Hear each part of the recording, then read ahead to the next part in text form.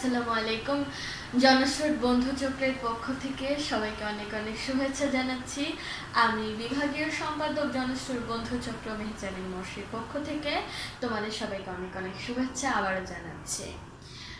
বলছি, বই তো বই, অর্থাৎ বইয়ের জোনাকিতে সবাই আলোকিত হয়, এমনকি আমি নিজেও বই পড়ি।